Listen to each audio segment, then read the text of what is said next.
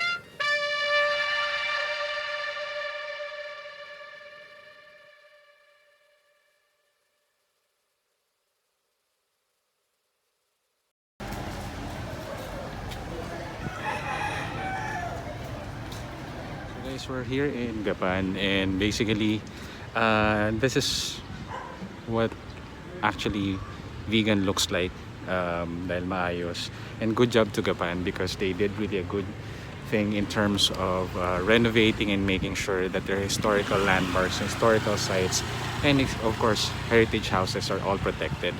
And that yun yung dapat natin gawin kasi we need to protect our culture, we need to continue our culture for the next generation. And obviously it's actually the soul of our country, so forgetting about our past and forgetting about our history is definitely is not gonna define our heritage and our culture, and it's not gonna help the next generations to come to really appreciate and understand the beauty of our heritage sites. So good job Gapan for making this place a tourist spots and for all of the efforts that you did. Sana marami pang houses ang ma-restore dito.